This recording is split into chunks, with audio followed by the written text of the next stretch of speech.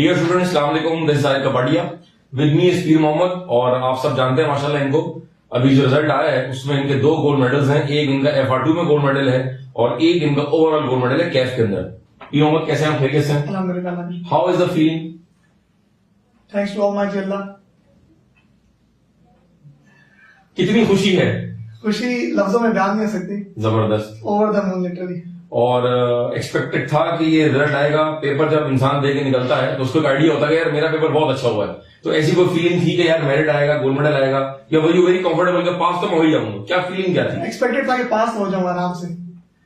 मेरा ये came out of I was very confident कि इंशाल्लाह तीनों पर्चे में निकल जाएंगे और कैफ क्वालिफाई हो जाएगा।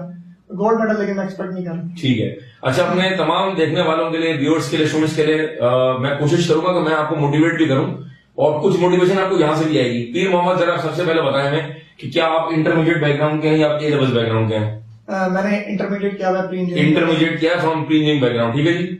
कोई रूल नहीं है कि अगर कॉमर्स का होगा तो ही सिक्योर करेगा, अगर A लेवल बैकग्राउंड है तो ही आगे बढ़ेगा। आपके सामने बैठे हुए Peer Mohammad, he did his intermediate from pre engineering background. तो अगर ये कर सकते हैं तो देखने वाले बच्चे आप भी कर सकते हैं।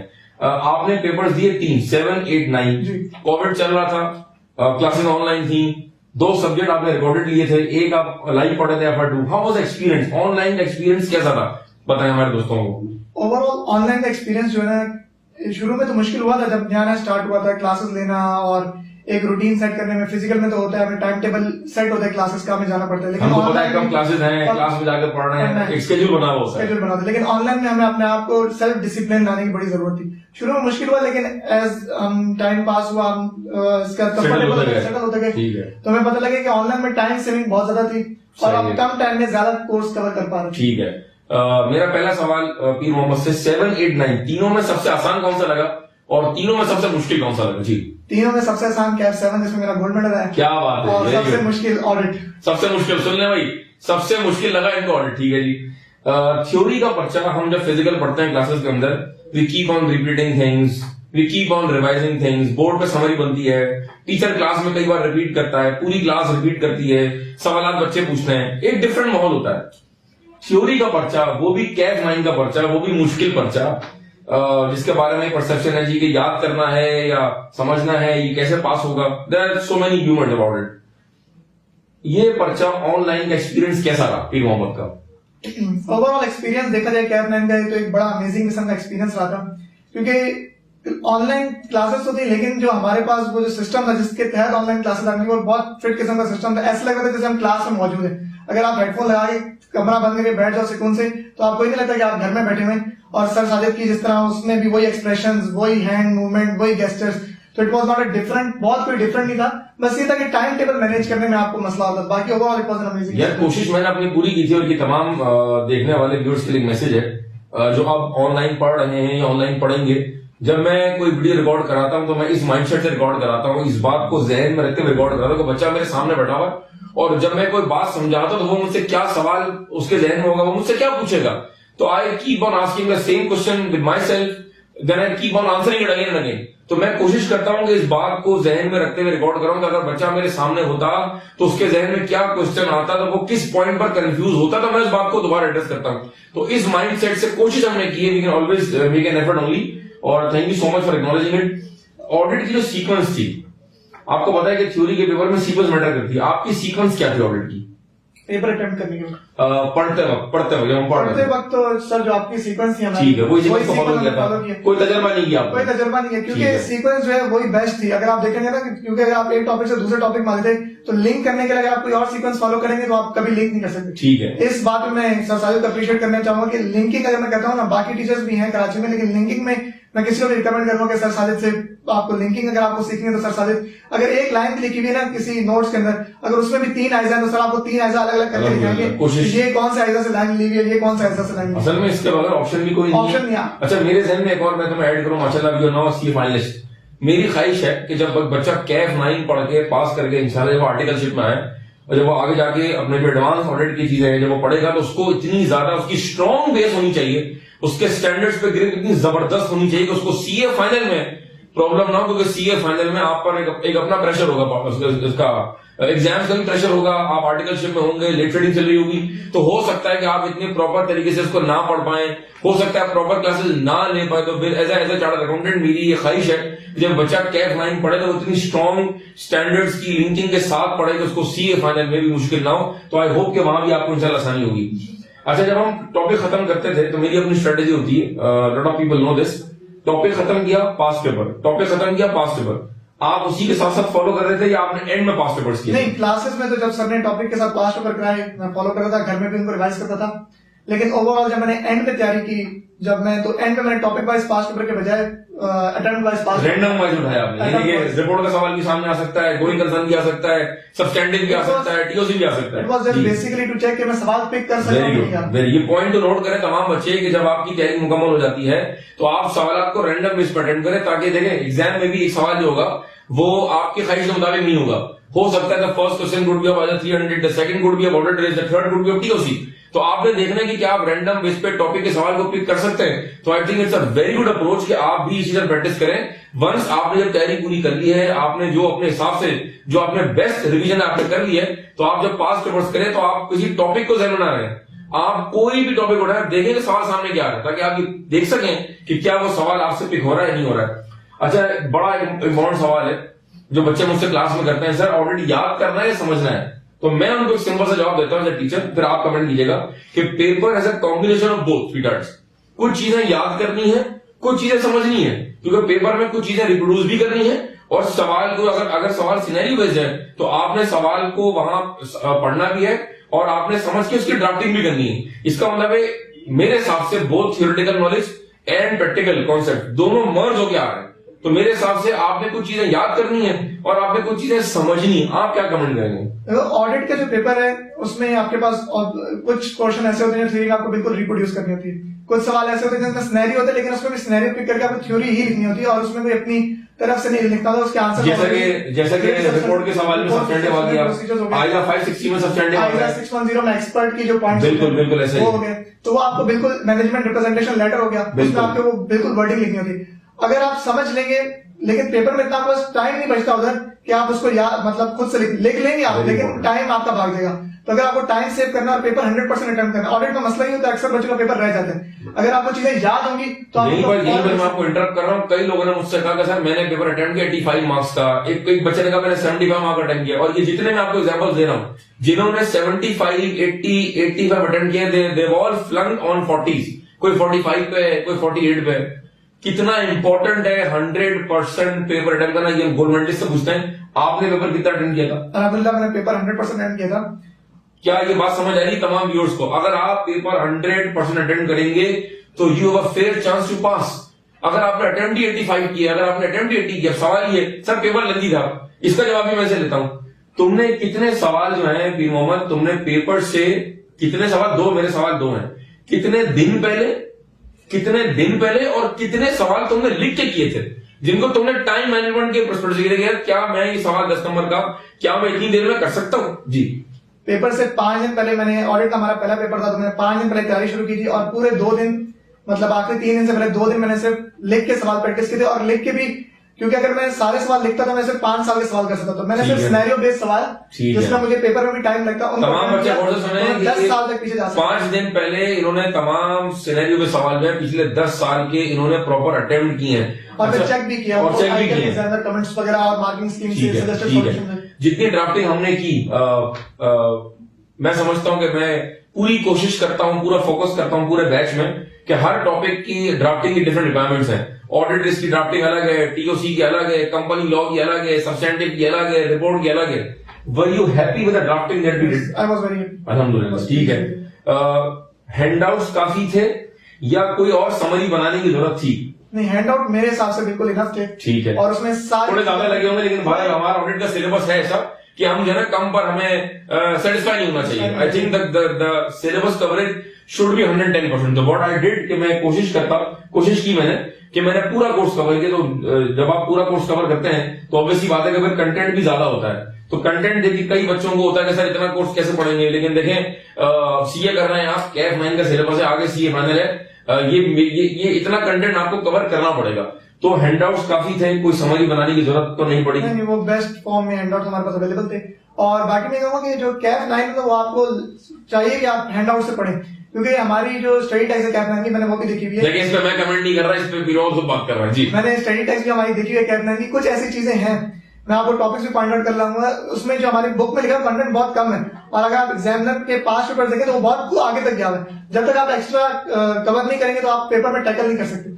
इस सबसे बड़ी मिसाल हमारे पास आइजा 530 550 सैम्पलिंग 530 आइजा 530 सैम्पलिंग और आइजा 580 मैनेजमेंट रिप्रेजेंटेशन लेटर्स। याद है भाई, चीता याद है भाई, बहुत हैवी किस्म के टॉपिक्स हैं। बुक में हमारी बहुत कम लिखा हुआ है, एक पेज लिखा हुआ है, और अगर आप हैंडआउट से करेंगे तो आपको पता लगेगा असल में टॉपिक अंदर है क्या। Coverage was good. एक बड़ा अहम सवाल, बच्चे सवाल करते हैं, सर मैंने मंडे को रिपोर्ट याद किया, जबरदस्त सर, छा गया सर, 2 दिन बाद कुछ याद नहीं आ रहा, दिमाग बिल्कुल बैंग हो गया। भाई थ्योरी का पेपर है, जब तक आप बार बार उसको नहीं पढ़ेंगे, बार बार आप उसको रिवाइज नहीं करेंगे, आप चीजें भूल लेंगे। ये सबके साथ होता है। पीर मोहम्मद ने ऑडिट को आखिर तक रिटेन कैसे किया? वेरी इंपॉर्टेंट क्वेश्चन, सुनिएगा प्लीज। मैंने 2 बहुत इंपॉर्टेंट टेक्निक्स इस्तेमाल की रिटेंशन की, जो मैं इससे पहले भी थ्योरी के सब्जेक्ट में इस्तेमाल कर, वो एक निमोनिक्स की टेक्निक होती है और एक विजुअल मेमोरी। निमोनिक्स की टेक्निक इस तरह के, मतलब हर पैराग्राफ में, फॉर एग्जांपल एक पैराग्राफ है, उसके अंदर 4 बातें, उन 4 बातों को मैंने अलग करके लिख लिया। फिर उस बातों में मेन वर्ड का जो पहला लफ्ज है उससे मैंने एक हर पैराग्राफ को आपने कीवर्ड दे दिया, जिससे आपको पैराग्राफ जानने में आ जाएगा। तकरीबन पूरी बुक की मेरी जो है कीवर्ड्स में बुक हुई है, मेरी बुक के ऊपर लिखा हुआ है, नोट्स के ऊपर लिखा हुआ है, पूरी बुक मेरी जो है निमोनिक्स में। जैसे हमने वर्ड पढ़ा, सही पढ़ा, एश्योरेंस इंग्रेडिएंट की कंटेंट्स थे, कायरो बड़ा मशहूर है, टॉप ब्रांड बड़ा मशहूर है। ये तो सर ने जो हमें बताया, उसके अलावा भी मैंने अपनी तरफ से तकरीबन पूरी बुक को एक शॉर्ट हैंड में ट्रांसलेट कर दिया। और मेरी रूटीन होती थी कि मैं अगर पूरा कोर्स रिवाइज नहीं करता ना, मतलब अगले दिन, मतलब एक टॉपिक मैंने आज कवर किया, तो कल जाके जब मैं निमोनिक्स देखे ना, मैं ये याद करूंगा आइस का मतलब ये था, इसमें बी का मतलब ये था, इसके ए का मतलब ये था। तुमने शॉर्टकट्स को डेली बेस पे रिवाइज किया? ठीक है। टाइम के दिनों में तो डेली, ताकि तुम्हें पूरा कंटेंट अगर रिवाइज करने का मौका ना भी मिले, at least you go through those shortcuts. मुझे पता होगा, बस याद है कि इसका मतलब बी से कुछ है, तो फिर मैं इंशाल्लाह आगे पेपर में करूंगा। ठीक है। अच्छा ये बताएं कि ऑडिट के साथ कॉस्टिंग को भी लेके चले, एफर्ट को लेके चले, तो एक दिन में 3 सब्जेक्ट पढ़ते थे, 2 सब्जेक्ट पढ़ते थे, क्या स्ट्रेटेजी? इनिशियली जब सिलेबस चल रहा होता तब मैं, क्योंकि हमारी ऑनलाइन क्लासेस होती थी, मैं ऑनलाइन क्लासेस से पहले कल की जो क्लास होती थी उसको सुबह 1 घंटे में रिवाइज कर लेता था, फिर अगली क्लास लेता था, तो उससे मेरी आहिस्ता आहिस्ता ऑडिट की प्रिपरेशन होगी। लेकिन जब हम फाइनल 30 डेज किया तो शुरू में मैंने कॉस्टिंग और FR2 पे ज्यादा फोकस किया, क्योंकि वो प्रैक्टिकल सब्जेक्ट्स थे। अगर मैं उनको शुरू में भी कर लेता तो सिर्फ आखिर में मुझे रिटेन रहते। ऑडिट को मैंने आखिर में रखा, क्योंकि पहला पेपर भी उसका था, और अब आखिर में रहोगे तो आपको कम अरसे के लिए रिटेन करना पड़ेगा। अगर आप शुरू में रिटेन ज्यादा कर ले तो फिर उसका थोड़ा पीरियड ज्यादा हो जाता है। सही है। अच्छा ऑडिट सुबह पढ़ते थे, दोपहर में पढ़ते थे? अक्सर बच्चे सवाल करते हैं, देखें they are very basic but they very important question. Sir ये सवाल करेंगे क्या दिन में 3 सब्जेक्ट पढ़ने चाहिए, 2 पढ़ने चाहिए? सर ये बताएं ऑडिट दोपहर में पढ़ना चाहिए, रात में पढ़ना चाहिए? तो जितने बेसिक सवाल है जो एक स्टूडेंट जवाब दे सकता है वो मैं आपसे पूछ रहा हूँ, आपके लिए इनसे पूछ रहा हूँ। ऑडिट कब पढ़ते थे? फर्स्ट हाफ में, सेकंड हाफ में या थर्ड हाफ में? First half. थ्योरी के जितने भी सब्जेक्ट हैं मैं फर्स्ट हाफ में प्रेफर करता हूं, उसका मतलब फ्रेश होता है। ठीक है। ग्रुप स्टडी करते थे, इंडिविजुअल पढ़ते थे? इंडिविजुअल पढ़ते थे, ठीक है। अच्छा कुछ लोग जब बैठ के याद कर लेते हैं और कुछ लोग जो है ना मुस्तकिल घर में चल रहे होते हैं, तो आपकी क्या स्ट्रेटेजी होती है? बैठ के याद कर लेते हैं, ठीक है। बोल के पढ़ते थे या कागज देखते रहते थे? क्योंकि मैं हाफिज़ कुरान भी हूँ। माशाल्लाह, हाफिज़ कुरान भी है भाई। देखें अल्लाह पाक की यहाँ मदद आ गई, ऑटोमेटिक मदद आ गई। तो मुझे आदत है, वैसे हम कुरान हिफ्ज़ करते थे, ऊंचा पढ़ते थे, तो उसी तरह ऑडिट हो गया, कोई भी थ्योरी का सब्जेक्ट हो गया, ऊंचा बोल के याद करना पड़ता। ठीक है जी। अच्छा एक और सवाल, give me very honest answer for that. Paper से कितने दिन पहले या कितने घंटे पहले आपने कहा अब मेरी तैयारी मुकम्मल हो गई, अब मैं आराम से चैन की बांसुरी बजाऊंगा? वो क्या टाइम था? 2 दिन पहले, 3 दिन पहले? वैसे तो मैंने ऑडिट की तैयारी तकरीबन 8 दिन पहले मुकम्मल कर ली थी। अगर मैं 8 दिन में पेपर देने जाता तो इतना उम्मीद थी कि मैं पास हो जाऊंगा, लेकिन तैयारी को और अच्छा करने के लिए मैंने उसको रिवाइज किया।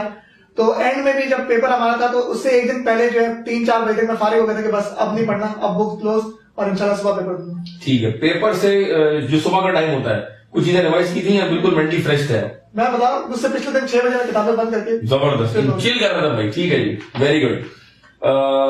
पेपर आपके सामने आया, ये भी सवाल है सर कि किसी ने कहा कि क्वेश्चन नंबर 1 तो पहले डन करना चाहिए, आप सीक्वेंस को फॉलो करें। भाई कई बार कहा है सीक्वेंस आपने खुद बनानी। मैं रिकमेंड करता हूं कि आप शुरू के जो 15 मिनट्स का जो रीडिंग टाइम है उसमें आप पूरा पेपर ना देखें। ये मेरी strategy, people might disagree, might differ. आप उसमें पहला बैच देखें, उसको प्रिपेयर कर रहे हैं, ठीक है। और सीक्वेंस उसके बाद आप अपने हिसाब से बने। जो सवाल आपको सबसे अच्छा आता है वो सबसे पहले अटेंड करें, चाहे वो क्वेश्चन नंबर 9 का पार्ट बी हो या वो क्वेश्चन नंबर 6 का पार्ट सी हो। पीर मोहम्मद ने क्वेश्चन 1 से शुरू किया या अपने हिसाब से पिक एंड चूज कर रहा था? मैंने बस अपने हिसाब से सीक्वेंस बनाया कि जो सब्जेक्ट मुझे आसान लगता था उसका थोड़ा ऊपर, उसके बाद जिसमें ज्यादा सिनेरियो इन्वॉल्व हो गए वो मैं एंड तक ले गया। सबसे पहले मैंने आखिरी सवाल क्वेश्चन पेपर का किया, ठीक है। मैंने उल्टा शुरू किया, तकरीबन काफी देर उल्टा चला, फिर शुरू में आ गया, फिर बीच में से चला। अच्छा, पेपर देख के डर लगा? अच्छा, दिल की धड़कन जो है ना, ये एक तो मसला है कि दिल आपको पता है हमारा किस तरह का है। पेपर से पहले दिल धड़कता है, पेपर जब बढ़ता है तो दिल धड़कता है, पेपर शुरू करते ही दिल धड़कता है, जब वो पेपर छीन रहा होता है तो टाइम दिल धड़कता है। दिल की धड़कन की क्या जरूरत आई थी? कितना धड़क रहा था? ऑडिट का वो भाई पेपर जो मुझे सारे कैट में लगा बहुत चैलेंजिंग पेपर लगा, क्योंकि ऑडिट बाकी सब्जेक्ट से सबसे मुश्किल भी लगा और इसमें बहुत चैलेंजिंग भी लगा। पेपर के दौरान भी काफी ऐसे मोमेंट्स आए कि जहां मुझे लगा कि शायद मैं पैनिक कर जाऊं, लेकिन ये कि मैं इस बात पे बिलीव कर रहा था कि इतने पेपर में मार्क्स मौजूद हैं, वो मुझे आते हुए पास कर जाऊंगा। वेरी इंपॉर्टेंट पॉइंट, हमेशा कहा है, इतने साल से पढ़ा रहा हूं कि पेपर में पासिंग नंबर होते हैं, रखे हुए होते हैं, जिनको आपने सुकून से पीसफुली अगर आपने आइडेंटिफाई कर लिया तो बस वही है मेक और ब्रेक आपका, जो आपने माशाल्लाह किया। जब आप पेपर दे के निकले आईकेएफ से बाहर, उस वक्त क्या सूरत थी? व्हाट वाज द फीलिंग कि हाँ अल्हम्दुलिल्लाह हो गया है, मैं पास कर जाऊंगा, या कुछ था कि नहीं यार मैंने ऐसा किया कि ये तो है ही गोल्ड मेडल पेपर? पेपर दे के आया तो उम्मीद तो थी pass, but there always risk and never be zero. सही है, बिल्कुल सही, risk and never be zero. ठीक है जी, पीर मोहम्मद के साथ हमारा ये सेशन था बहुत अच्छा। मैसेज भी आपसे देना चाहूंगा बहुत सारे बच्चों का। ऑब्वियसली जब प्रोफेशनल एग्जाम की बात करते हैं, lot of people pass and lot of people fail as well. ये सक्सेस और फेलियर लाइफ का एक पार्ट है। हमने सक्सेस के साथ भी हमने सुरखरू होना है और फेलियर के साथ भी हमने जीना है, हमें सुरखरू होना है। और मैं समझता हूं कि एट टाइम्स सक्सेस वो चीज नहीं सिखाती जो इंसान को फेलियर सिखाता है, ठीक है। बहुत सारे बच्चों का रिजल्ट आया है, lot of people are demotivated as well. कई बच्चे 2 अटेम्प्ट बाद हिम्मत हार जाते हैं, कई पहले अटेम्प्ट के बाद हिम्मत हार जाते हैं। पीर मोहम्मद कई लोगों का पेपर रुकता है, ऑब्वियसली बात है, बहुत अपनी एफर्ट करते हैं, बहुत लोग कोशिश करते हैं, they give their best shot. हो सकता है आप कई लोगों ने आपसे ज्यादा मेहनत की होगी, आप उनको क्या मैसेज देंगे कि अगर ऑडिट का पर्चा फ्लंक हो गया है किसी वजह से, 40 मार्क फेल हो गए, 30 मार्क फेल हो गए, व्हाट आई रिकमेंड इज कि आप जो हो गया वो हो गया, ये पुरानी किताबें पुराने नोट साइड में रखें and take a fresh start. आप क्या रिकमेंड करेंगे उनको ऑडिट कैसे पढ़ना चाहिए? सबसे पहले क्या करना चाहिए? मैं समझ रहा हूँ कि आपको आइडेंटिफाई करना चाहिए आपको ऑडिट में बेसिकली मसला कहाँ पे आ रहा है। ठीक है, ऑडिट में एक मसला नहीं, किसी के बंदे के कॉन्सेप्ट बिल्कुल ठीक होते हैं, बिल्कुल ठीक है, लॉजिकली वो बहुत स्ट्रॉन्ग है लेकिन वो रिटेन नहीं कर पाता, कुछ ड्राफ्टिंग तो कर पा रहे लेकिन वो आइजाज को लिंक नहीं कर पा रहे, ठीक है, एक सवाल से दूसरे आइजाज में नहीं जा पा रहे। तो आपको अपना मसला आइडेंटिफाई करना है कि मुझे मसला कहाँ पे हो रहा है, ठीक है, फिर उस पर आप ज्यादा फोकस करें। आप बाकी भी कॉन्सेप्ट आपके अच्छा, आपको ड्राफ्टिंग का मसला, आप ड्राफ्टिंग की प्रैक्टिस एक्सटेंसिव करें। तो मेरे मसले मतलब जहां आपकी वीकनेस ज्यादा है, अपने वीक पॉइंट को आप टारगेट करें तो इंशाल्लाह ऑडिट का पर्चा निकल जाएगा। Please don't give up all of you जो ये वीडियो देख रहे हैं। लाइफ में सक्सेस, मैंने अभी आपसे कहा कि सक्सेस भी हमारे साथ साथ चलती है, फेलियर भी हमारे साथ चलता है। और दुनिया में बहुत लोग जिन्होंने कामयाबी हासिल की है, they have seen the highs and they have seen the lows. आप कामयाबी भी देखते हैं, आप नाकामी भी देखते हैं। असल इंसान वो होता है, डिटर्मिनेड इंसान वो होता है जो अपने फेलियर से सीखता है। हर इंसान को अल्लाह पाक ने डिफरेंट सलाहियत दी और हर इंसान स्पेशल होता है। मेरा ये मैसेज है, आप जितने देखें आप सब में एक काबिलियत है, आप सब बड़े स्पेशल हैं। अल्लाह पाक ने इसको डिफरेंट काबिलियत दी है। अवेज जो वीडियो बना रहे हैं उसकी डिफरेंट सलाहियत है, मेरी डिफरेंट सलाहियत है। तो प्लीज डोंट थिंक यार उसने कर लिया मैं फेल हो गया तो मैं जिंदगी हार गया। नहीं, आपके अंदर अल्लाह पाक ने डिफरेंट सलाहियत रखी है। हैपेंस, ये हो जाता है, इंसान कभी कभी नहीं परफॉर्म कर सकता, ठीक है, डोंट गिव अप। ये प्रोफेशनल एग्जाम है, प्लीज इस फेलियर को किसी और से आप कंपेयर ना करें कि यार वो तो बहुत आगे निकल गया। भाई ये प्रोफेशनल एग्जाम है, 3 घंटे होते हैं, 4 महीने की मेहनत होती है, डिफरेंट फैक्टर्स इसमें इन्वॉल्व होते हैं। आपका रिवीजन कैसा था, आप कितने कंपोज थे, आपने कितना टाइम दिया था, टीचर की बात आपने कितनी सुनी थी, आप पेपर से पहले कितना मेंटली रेडी थे। There are small factors that all add up together and make a success. तो प्लीज डोंट गिव अप। वो तमाम बच्चे जिनका पेपर अनफॉर्चुनेटली रह गया है, मैं कैंपस में अवेलेबल होता हूं, आप मुझसे रब्ता कर सकते हैं, आप मुझसे टाइम लेकर मुलाकात कर सकते हैं। आप अगर चाहेंगे तो मैं आपकी मुलाकात पीर मोहम्मद से करा दूंगा। बहुत मरतबा स्टूडेंट की जो बात है वो ज्यादा समझ आती है कि यार इसने भी पास किया है, तो अगर आप चाहेंगे तो ये दोनों ऑप्शन अवेलेबल है, आप मुझसे मुलाकात भी कर सकते हैं, मुझे व्हाट्सएप भी कर सकते हैं। और अगर आप कहेंगे तो मैं आपकी मुलाकात अपने चीते से भी करा दूंगा इंशाल्लाह। With this thank you so much Peer Mohammad, I wish you all the very best. आपके पेरेंट्स को स्पेशल कॉन्ग्रेचुलेशन, सर असान को स्पेशल कॉन्ग्रेचुलेशन, सर काशिफ को स्पेशल कॉन्ग्रेचुलेशन। और कोशिश करें कि जो आपने इतना आउटस्टैंडिंग रिजल्ट अचीव किया है, मेरी दुआ है, मेरी बेस्ट विशेज है कि सीए फाइनल में भी आप इसी तरह सुरखरू हों और आप अपने पेरेंट्स को प्राउड फील करें। Thank you very much. Allah Hafiz.